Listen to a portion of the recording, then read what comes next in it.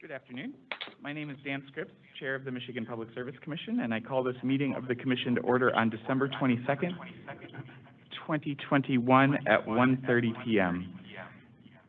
Madam Secretary, please call the roll. Chair Scripps. Present. Commissioner Phillips.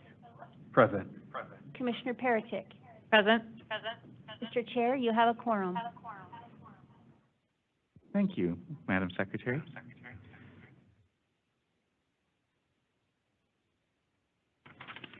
Today's meeting, hold on, we're just having a few technical difficulties as we get rolling this afternoon.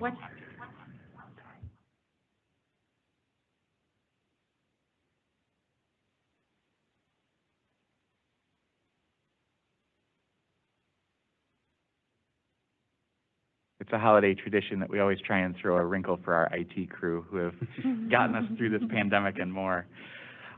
Today's meeting is being held in person at the Commission's office at 7109 West Saginaw Highway in Lansing, Michigan. We're also hosting this meeting remotely using Microsoft Live Event. It is compatible with all browsers except Safari. Telephone relay service is available through the phone option. If you are participating via the live stream, you may also turn on the live captions by clicking on the closed caption or CC button in the lower right corner of the screen. As indicated in the notice for today's meeting, if we lose the remote connection, the Commission will not recess. The meeting will be recorded and available for future reference on the Commission's website. In addition, the Commissioners can receive comment via mpsc_commissioners@michigan.gov. For reference, this email is also included in the Q&A feature on the live stream event on your computer and in the meeting notice. We will have an opportunity for the public to make comment as provided in the agenda. A few notes about this. Comments should be limited to one per person and can be made verbally in person or by calling in or in writing via the live stream Q&A feature. If you are participating via Teams application, you can use the Q&A feature and type your comments in the box anytime during our meeting, and we will have those queued up to read. The Q&A function should be used to submit public comments directed to the Commission. If you would like to make verbal comments, you must do so in person or by calling into the meeting by phone. And to minimize disruptions, attendees participating by phone will be muted until we reach the time for public comment. The first order of business is approval of the agenda for today's meeting. I move for the approval of the agenda for today's Commission meeting. I second the motion. Is there any discussion? We will now have a vote on the motion to approve today's agenda. All those in favor of the motion say aye. Aye. Aye. Aye. Any opposed? The motion carries by unanimous vote. The agenda is approved. The next item of business on the agenda is approval of the minutes from the December 9, 2021 Commission meeting. Thank you, Chair. I move for the approval of the minutes from the December 9th, 2021 Commission meeting. I second the motion. Is there any discussion? We will now have a vote on the motion to approve the minutes from the December 9, 2021 Commission meeting. All those in favor of the motion say aye. Aye. Aye. Aye. Any opposed? The motion carries by unanimous vote. The Commission meeting minutes of December 9, 2021 are approved. The next item of business on the agenda is the approval of orders and minute actions on the consent agenda, and today the Commission is assisted by Staff Attorney Anna Sterling. I recognize Ms. Sterling. Good afternoon. Today's consent agenda consists of 4 communications matters and 1 electric matter. The proposed orders and minute actions for these matters have been thoroughly vetted by the Commission's technical and legal staff and are ready for your approval. Thank you, Ms. Sterling. I move for the approval of the orders and minute actions on the consent agenda. I second the motion. Is there any discussion? We will now have a vote on the motion to approve the orders and minute actions on the consent agenda. All those in favor of the motion say aye. Aye. Aye. Aye. Any opposed? The motion carries by a unanimous vote, and the orders and minute actions on the consent agenda are approved. I recognize Ms. Sterling.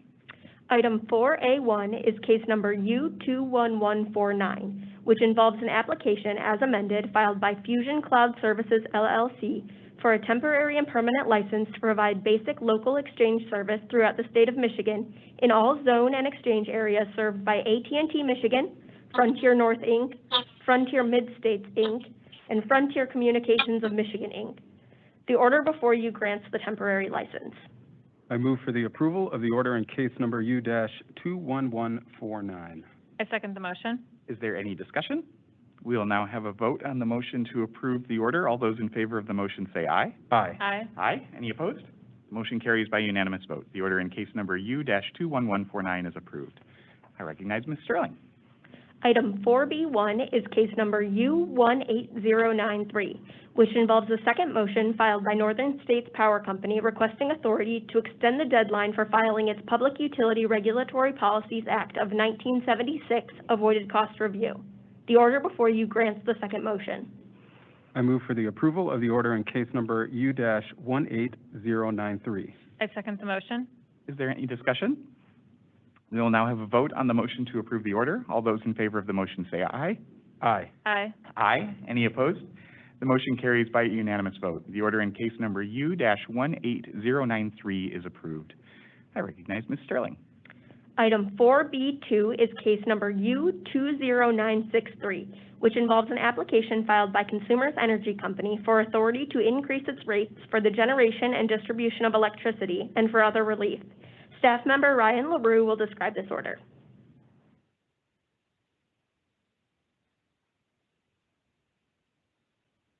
Good afternoon, Chair Scripps, Commissioner Phillips, and Commissioner Peretick.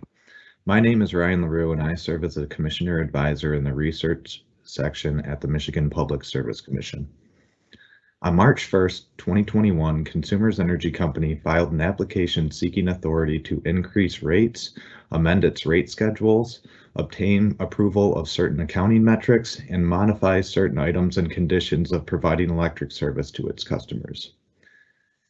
Intervention in this case was granted to the following parties: the Attorney General, Dana Nessel, ChargePoint, Energy Michigan, Michigan Energy Innovation Business Council, Institute for Energy Innovation, Michigan Environmental Council, Citizens Utility Board of Michigan, the Natural Resources Defense Council, Sierra Club, Michigan Cable Telecommunications Association, the Kroger Company, Hemlock Semiconductor Operations, Environmental Law and Policy Center, the Ecology Center, Boat Solar, the Association of Businesses Advocating Tariff Equity, Michigan State Utility Workers Council, UWUA AFL-CIO, Michigan Municipal Association for Utility Issues, Walmart, Midland Cogeneration Venture Limited Partnership, Great Lakes Renewable Energy Association, the Residential Customer Group,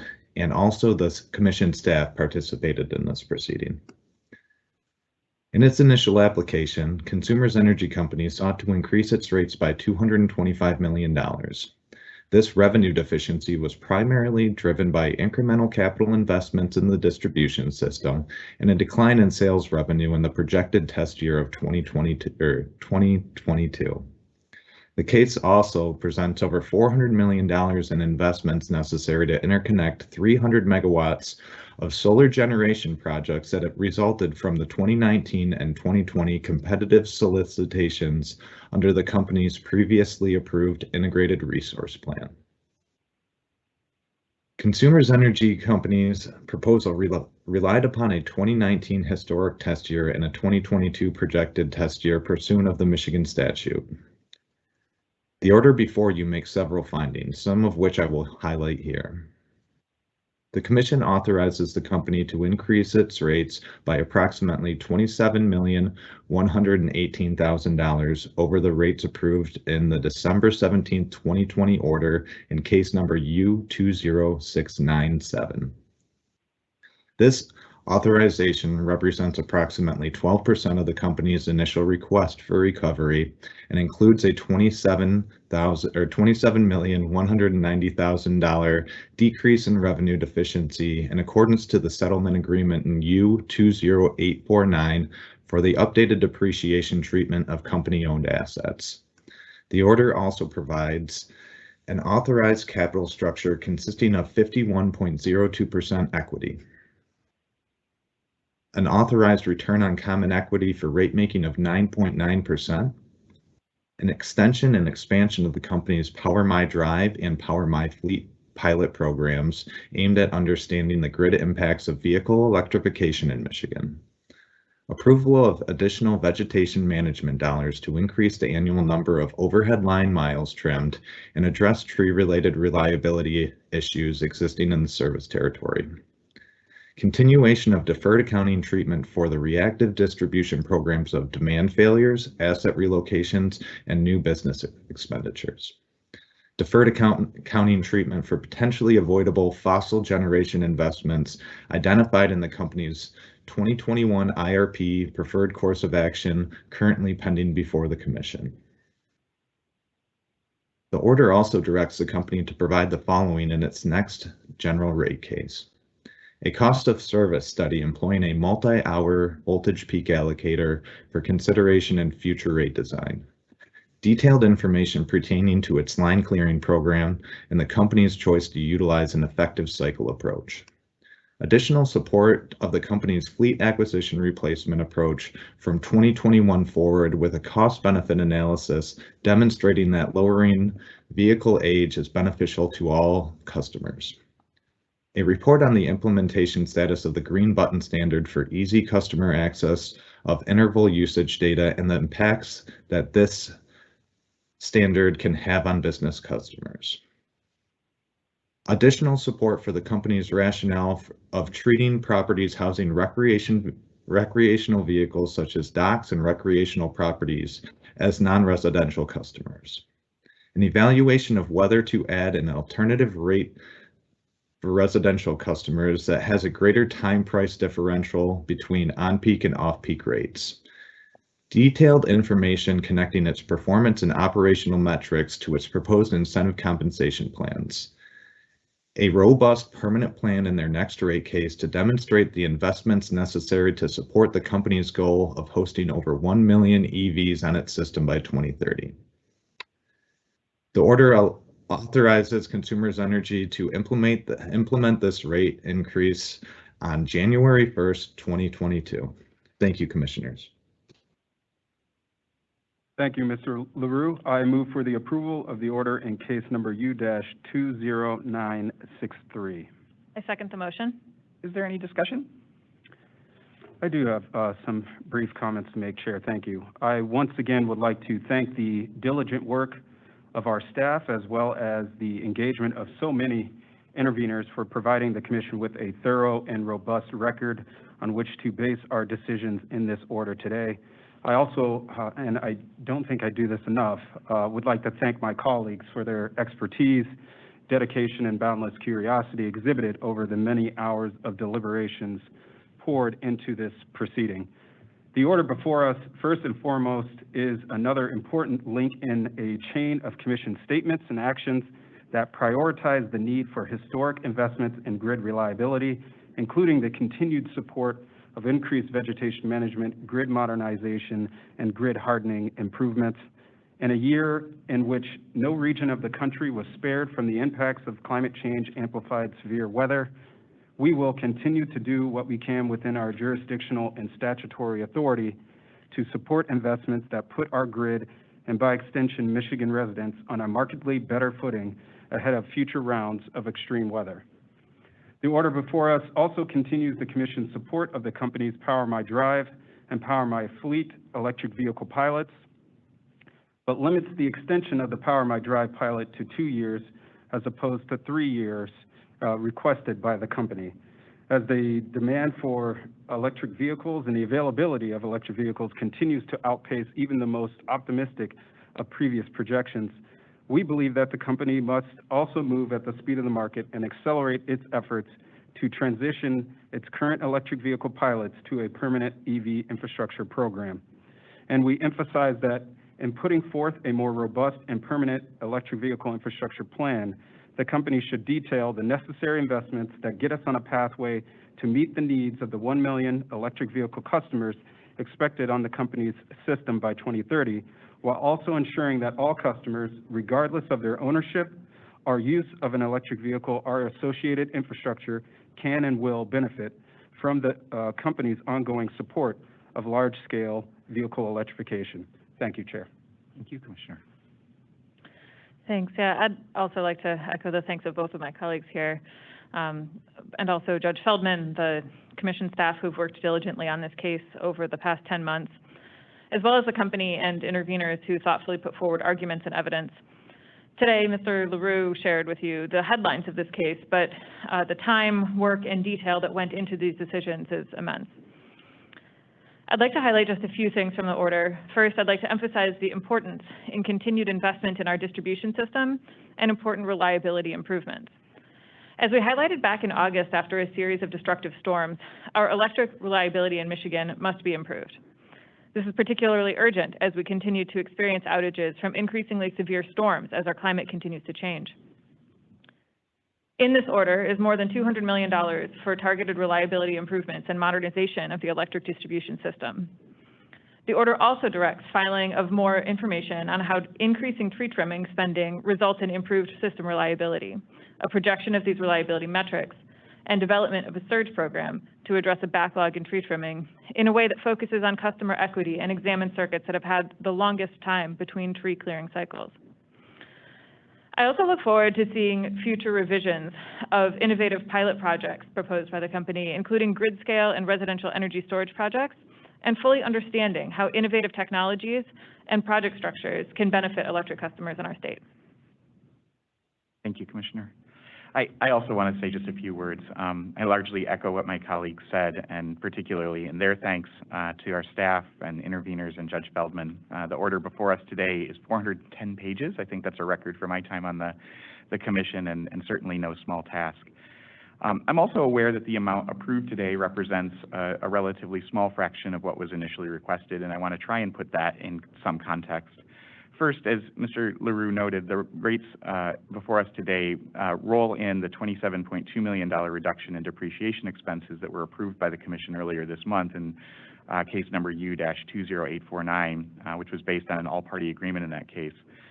Second, a number of the proposed costs simply aren't ready to be included in customer rates at this point. For example, consumers' proposed costs associated with 300 megawatts of solar contracts that were included in its IRP.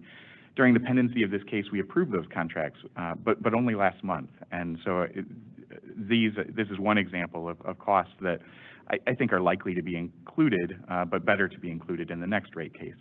Similarly, for costs for some of the fossil units currently being assessed in the company's integrated resource plan, it will be better to include those costs when we know for certain if they will be needed, while allowing for accounting treatment in the meantime. And then for other costs, they were simply too speculative at this point.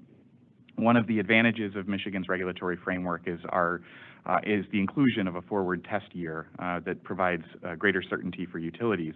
But to balance that with customer interests, there's a requirement that we need greater specificity around the proposed investments if they're going to be included in rates on a prospective basis.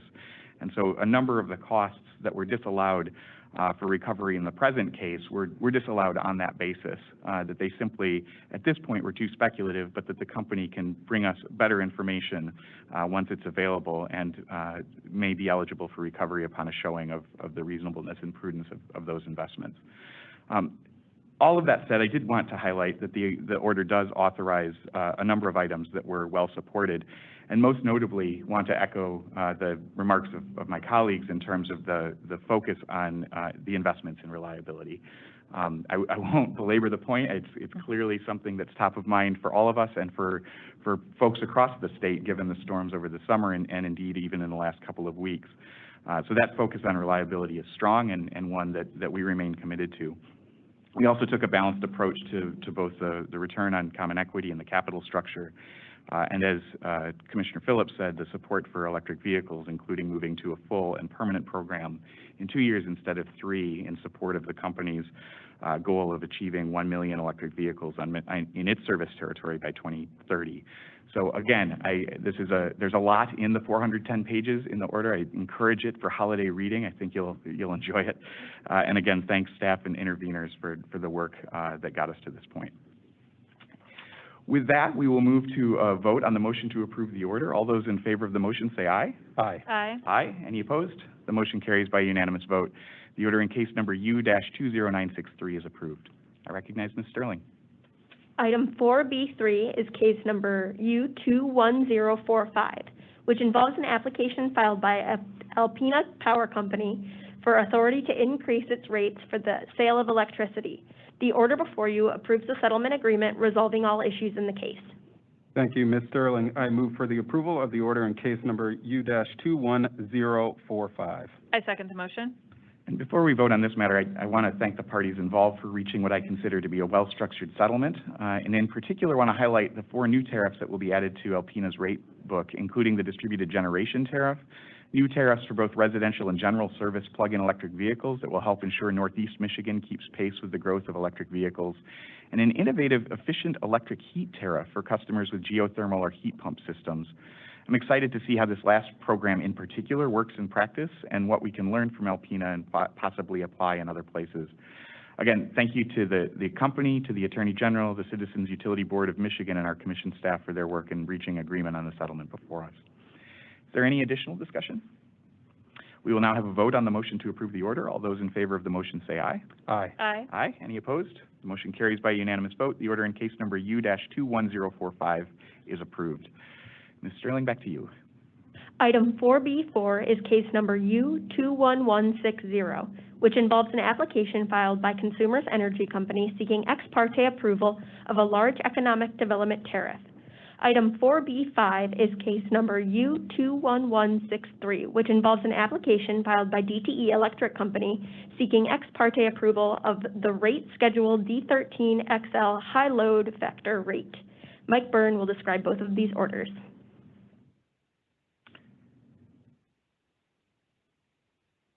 Good afternoon, Commissioners. My name is Mike Byrne, and I am the Chief Operating Officer for the Michigan Public Service Commission.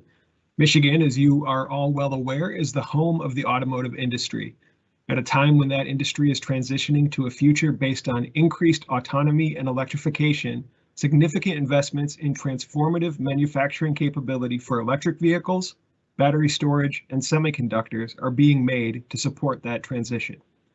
While there are a number of factors that influence siting decisions of new industrial facilities, energy costs are undoubtedly an important component of these determinations.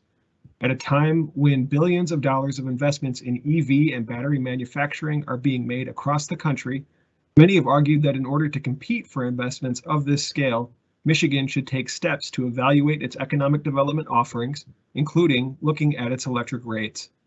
To that end, on November 4th, 2021, Consumers Energy filed an application in case number U-21160 for ex parte approval of a new large economic development rate. And on November 10th, 2021, DTE Electric Company filed an application in case number U-21163 for ex parte approval of a new XL high load factor rate. On December 17th, 2021, Consumers filed an amended application to better align its proposal with elements in the DTE application. Both companies seek approval of rates for large additions of load from new customers or incremental load being added by existing customers. The proposed rates are based on the incremental cost to serve this new load and will be available when marginal revenues from new load will exceed the expected marginal cost to serve. DTE's XL high load factor rate will be available to incremental load of 50 megawatts or more with a load factor of at least 75%. Customers will be responsible for their share of distribution and transmission costs and will pay incremental costs for power supply based on the costs of the Blue Water Energy Center gas plant coming online in the first half of 2022, which DTE asserts is a reasonable proxy for the company's marginal cost of energy and capacity. In addition, the proposed tariff would allow for the 50 megawatt minimum capacity threshold to be achieved across multiple sites as long as the aggregate meets or exceeds 50 megawatts. In order to benefit from this rate, customers would be required to take service from DTE under the tariff for no less than 15 years. Under Consumers Energy's amended application, rate LED will be available to incremental load of 35 megawatts or more, with the customer having up to 60 months to ramp up to the minimum requirement. Customers will be responsible for their share of distribution and transmission system costs, as well as surcharges, and will have a minimum contract of 15 years. Power supply costs will be based on marginal costs from the MISO market, including energy at the MISO locational marginal price, and capacity based on recent Consumers Energy capacity solicitations, equating to 57% of the cost of new entry, or CONE, which represents the cost of capacity additions in MISO. The orders before you today in case numbers U-21160 and U-21163 would approve Consumers Energy's amended application and DTE Electric's initial application on an ex parte basis. Per both Consumers and DTE Electric's applications, The special rates are based on the marginal cost of serving these new, unique, and energy-intensive loads and would not impact existing rates or result in higher costs for other classes of customers, including smaller industrial or commercial users or residential customers. Indeed, special rates such as this cannot, under Michigan law, result in higher costs or rates for other customers, a key factor the Commission must consider in weighing these applications. Thus, ex parte treatment is appropriate since the proposed rates will not alter any existing rates or the cost of service for any customer. Upon approval of these orders, the Commission would be supplementing action taken earlier this month by the Legislature and Governor in approving legislation to provide robust incentives to large industrial projects in the automotive and high-tech space. This timing is important given the fast pace of decisions being made, with multiple proposed projects, billions of dollars in investment, and thousands of potential jobs on the line in the coming weeks and months. Thank you for the opportunity to present on these orders today. Thank you, Mr. Byrne. I move for the approval of the order in case number U-21160. I second the motion. Is there any discussion? Chair, I will make brief comments on both U-21160 and it will also reference U-21163. As Mr. Byrne stated, it seems like every several weeks we are reading about a new $100 million, if not billion-dollar investment being made in the electric vehicle, battery, and semiconductor manufacturing spaces. We are currently amidst a potentially once-in-a-generation transition, and the competition for electric vehicle manufacturing continues to extend regionally, nationally, and globally. We can no longer assume that Michigan's auto and advanced manufacturing legacies will assure that these new investments flow to communities throughout the Great Lakes state. To that end, the economic development rates proposed by both Consumers Energy and DTE Electric and before the Commission this afternoon provide the state of Michigan with another important tool that can assist in the attraction and retainment of large, unique, and energy-intensive businesses here in Michigan, and by extension, improve our state's ability to not only sustain but build upon its legacy of automotive and advanced manufacturing. The proposals also balance the need to quickly respond to this once-in-a-generation transformation and subsequent investment opportunities, while also tailoring our response to specifically attract those large, unique, and energy-intensive users whose incremental electricity loads can lead to better utilization and provide system-wide benefits for all ratepayers. The auto industry has played a pivotally important role in my family, allowing my mother and father to move from the Deep South here to Michigan in the 80s. I am optimistic that these tools can help to facilitate the attraction of businesses that can afford other families in Michigan similar opportunities that this industry has afforded my family for generations to come. Thank you, Chair. Thank you, Commissioner. Is there further discussion? Yeah, I would also like to express excitement for the future of economic development for our state and for any future industry who may utilize these new tariffs that were presented previously. New, unique, and large loads that operate with a high and steady low profile will provide our state with an opportunity to better utilize our electric system with benefits for all electric customers. No customers will be allowed to utilize this new rate unless the amount that they pay for their service fully compensates for the cost of electricity they use, including transmission and distribution costs and any other surcharges. These rates require very large loads and 15-year minimum contracts, and I'm excited to see these economic development rates follow the bipartisan legislation signed by Governor Whitmer earlier this week, providing incentives for high-tech manufacturing. As Mr. Byrne pointed out in his presentation, this timing is important given the fast pace of investment decisions being made and the billions of dollars in investment potential for our state in the coming weeks and months. Thank you, Commissioner.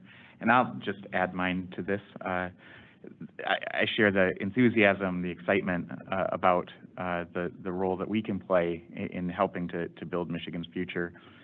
Consumers Energy, in particular in its application, noted that the company is aware of 10 projects that are actively considering locating in Michigan, representing nearly $65 billion in potential investment and about 21,000 new jobs. in combination with the bipartisan legislation that Commissioner Paratek referenced and Mr. Byrne noted, today's orders for both Consumers Energy and DTE Electric Company show that Michigan is firmly in the game in attracting that investment and those jobs, and we're excited for the future here. We will now move to a vote on the motion to approve the order. All those in favor of the motion say aye. Aye. Aye. Aye. Any opposed? The motion carries by unanimous vote. The order in case number U-21160 is approved.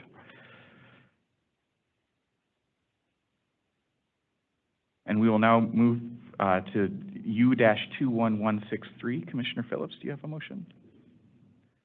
Oh, I'm sorry about that. I can share. I move for the approval of the order in case number U-21163. I second the motion. Is there any discussion on this? We will now have a vote on the motion to approve the order. All those in favor of the motion say aye. Aye. Aye. Aye. Any opposed? The motion carries by unanimous vote. The order in case number U-21163 is approved. I recognize Ms. Sterling. Item 4B6 is case number U-21171, which involves an application filed by Consumers Energy Company for ex parte approval of a one-time voluntary refund. The order before you approves the application with conditions as set forth in the order. Thank you, Ms. Sterling. I move for the approval of the order in case number U-21171. I second the motion. Is there any discussion? We will now have a vote on the motion to approve the order. All those in favor of the motion say aye. Aye. Aye. Aye. Any opposed? The motion carries by unanimous vote. The order in case number U-21171 is approved. I recognize Ms. Sterling. Item 4C1 is case number U-20903, which involves proposed amendments to the rules governing gas safety. The order before you formally adopts the rules. I move for the approval of the order in case number U-20903. I second the motion. And before we vote on this order, I just want to take a moment to thank our gas safety staff for their continued diligence in working to ensure the safety of Michigan's gas infrastructure. The rules being formally adopted today include amendments that adopt by reference the current and more stringent federal regulations governing gas safety, along with updating certain other technical standards. In addition, the rules add new record retention periods, which has been a priority of the Commission for a number of years now, and has also been an issue in recent gas rate cases. These changes, while unlikely to grab many headlines, are important pieces of a comprehensive approach to gas safety, and I appreciate the continued leadership of our gas safety staff in making Michigan a leader in this regard. Is there any additional discussion? We will now have a vote on the motion to approve the order. All those in favor of the motion say aye. Aye. Aye. Aye. Any opposed? The motion carries by unanimous vote. The order in case number U-20903 is approved. I recognize Ms. Sterling. Item 4C2 is case numbers U-21077 et al., which involve a matter on the Commission's own motion to require Realgy LLC, doing business as Realgy Energy, to show cause why it should not be found in violation of Public Act 634 of 2002 and the Commission's Gas Customer Choice Program. The order before you approves a settlement agreement resolving all issues in case number U-21077. I move for the approval of the order in case numbers U-21077 et al. I second the motion. Is there any discussion? We will now have a vote on the motion to approve the order. All those in favor of the motion say aye. Aye. Aye. Aye. Any opposed? The motion carries by unanimous vote. The order in case numbers U-21077 et al. Is approved. And I recognize Ms. Sterling. Item 4C3 is case number U-21093, which involves a request for a declaratory ruling filed by Wallach Hendy Development Company, LLC, and the company's subsequent request to withdraw its request for a declaratory ruling. The order before you grants the request to withdraw at the request of the company. Thank you, Ms. Sterling. I move for the approval of the order in case number U-21093. I second the motion. Is there any discussion? We will now have a vote on the motion to approve the order. All those in favor of the motion say aye. Aye. Aye. Aye. Any opposed? The motion carries by unanimous vote. The order in case number U-21093 is approved. We have now reached the time reserved for members of the public to address the Commission. As mentioned in the notice for today's meeting, we will take public comments in the following order. First, individuals attending in person. Next, written comments from individuals using the Microsoft Teams live stream Q&A. then verbal comments from individuals submitting names in the Q&A feature and who have called into the meeting, and finally from individuals participating only through the phone option. If anyone attending in person desires to address the Commission, please come to the microphone. We have Santa in the room, but it looks like he's going to remain quiet until Saturday. So, we'll now turn to public comments through the remote options. Again, if you would like to make a comment and have access to the Teams live stream Q&A feature on your computer, please enter your name and your comment, which will then be read aloud to the commissioners. This feature is available on the right-hand side of the control bar next to the mute button. As a reminder, the Q&A feature is intended for public comments directed to the Commission and not to engage with other participants or respond to their comments. After taking comments through this feature, we will open up the phone line for those who called into the meeting and would like to address the Commission verbally. If you want to be queued up for verbal comments, please enter your name in the live stream Q&A feature and indicate that you wish to make a verbal comment, but please do not include your written comment, as this will avoid duplication. I will first call on these names in the order received. After hearing from those individuals listed in the Q&A, we will ask if there are any comments from individuals who are on the phone line but not utilizing the online Q&A feature. Please note that you can only make verbal comments by calling into the meeting. When it is your turn to speak, press *6 on your phone to unmute. As a reminder, this public comment period is for commissioners to listen to comments and concerns and not to answer specific questions. When providing comment, please indicate your name and where you live if you are willing to share so that we have that for our records. And please limit comments to one per person and keep them brief, no longer than 3 minutes, so we have a chance to hear from all who would like to comment. Ms. Cole, I believe that you are again ably helping us with this part of the agenda. Do we have any comments, written comments that have been entered through the Q&A feature? There are no written comments at this time. Are there any folks who have indicated an interest in speaking who have added their names through the Q&A feature? There are no names listed in the Q&A feature at this time. Thank you, Ms. Cole. We'll now see if there's anybody participating only by phone who would like to make a public comment at this time. Chair Scripps? Yes, please go ahead. Before you go to the phone, we did just have a comment come in through the Q&A that I'd like to read for you. Great. Thank you, Ms. Cole. And I will note that, well, I will read it. It was from Paula Gardner. It says, Commissioners said that the economic development rate offers benefits for all ratepayers, yet the rate does not affect residential rates. Please explain the benefits. Thank you, Ms. Gardner. And that concludes the comments in the live event Q&A. Sorry for the interruption. Not at all. Thank you. If there's anybody participating by phone who would like to make a public comment, you can do so at this time. You may have to press *6 to unmute. Is there anybody participating by phone who would like to make public comment? Again, *6 to unmute.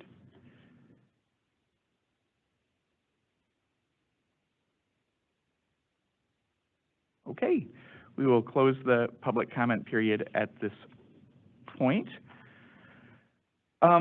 This is our last meeting of the year, and it is customary as we sort of look to turn the page into the year ahead, to also look back at what we've done over the last 12 months. We'll be putting out a press release, as we usually do, in next week.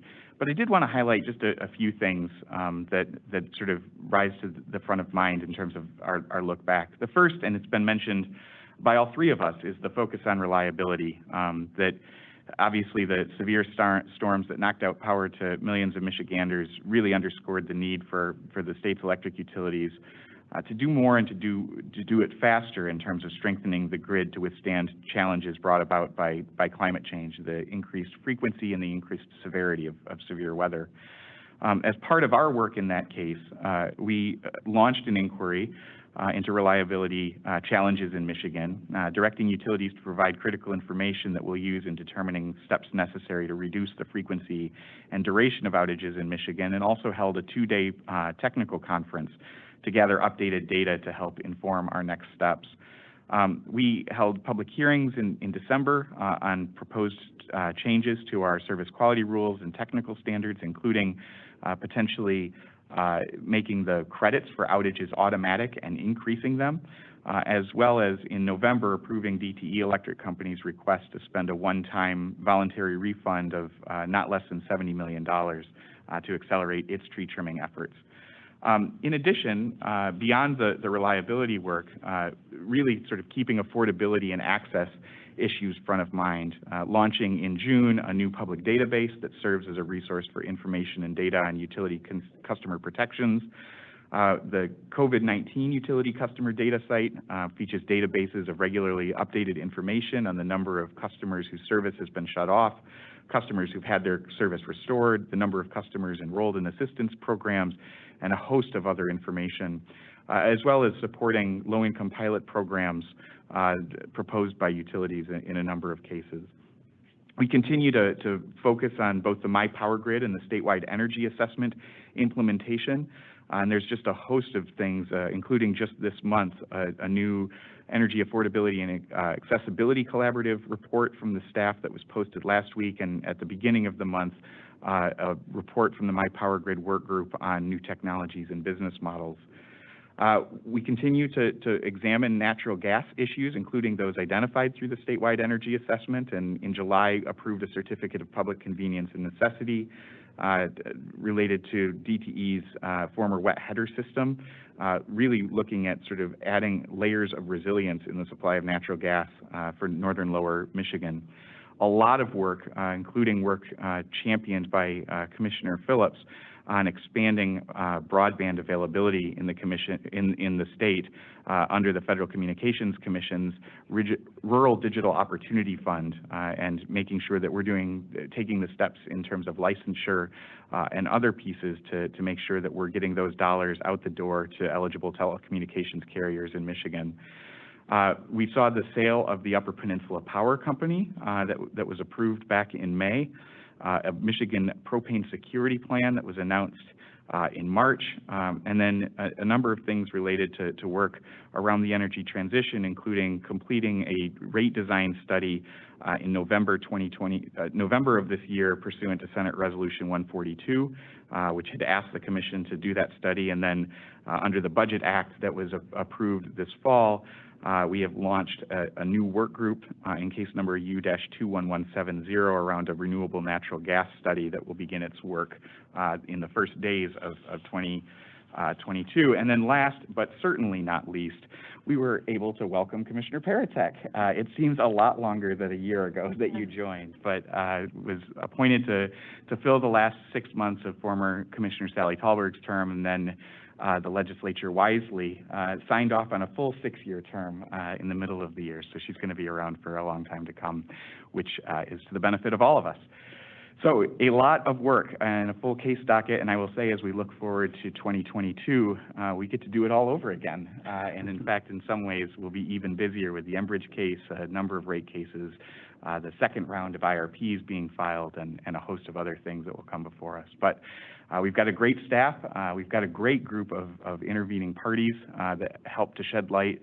Appreciate the continued diligence of the regulated community and certainly the work of my colleagues. Any other comments that either of you want to make before we close? Excellent, Commissioner Paratek. Just briefly, well, and thank you for the warm welcome. It does feel both longer and shorter than a year. I can't decide which. I'd just like to note briefly that on December 17th, the Commission issued an energy assistance toolkit to more than 200 community advocates and elected officials. And this toolkit provides information to support advocates and leaders in their outreach and education efforts, and includes an overview of available energy assistance programs. It includes links to several MPSC-issued materials, consumer tips, sample social media posts, and graphics to help provide information on energy assistance, as well as some video PSAs. So a big thanks to our Customer Assistance Division and our communications team here at the MPSC for putting this helpful toolkit together. And I also just wanted to briefly put a bit more emphasis on the Energy Affordability and Accessibility Collaborative that the Chair Scripps did mention. They just posted their interim report to the U20757 docket on December 17th as well, which provides an update on the work undertaken by the collaborative in response to the Commission's directives to date, including staff's collaborations and communications in response to COVID-19, the process for creating the Energy Affordability and Accessibility Collaborative in consultation with the Energy Waste Reduction Low Income Work Group, and the establishment of the collaborative structure with 4 subcommittees. There's a lot of good work that's detailed in this report, and I thank all the participants in the collaborative for their time and effort. Very good. Only other comment, just would like to wish our staff, interveners, stakeholders, restorative, safe, and healthy holiday break here. And as my gift to you and to some members of our staff, this will be the only time I say it, go blue. Wow, I know what that took. takes a lot. Well, we will, before we conclude, just 3 scheduling notes. First, I mentioned the renewable natural gas study. The first work group on that is on January 10th. There's information in the docket on that. The following day, on January 11th, we will be heading north for a UMERC public hearing on their integrated resource plan that will take place in Iron Mountain, and more information on that is available on our website. And then finally, our next regular commission meeting is tentatively scheduled for Thursday, January 20th, 2022 at 1:30 p.m. With that, is there a motion to adjourn for the year, Commissioner Phillips? I move to adjourn today's commission meeting. I second the motion. We will now have a vote on the motion to adjourn the meeting. All those in favor say aye. Aye. Aye. Aye. Any opposed? Motion carries by unanimous vote. The meeting is adjourned. Thank you.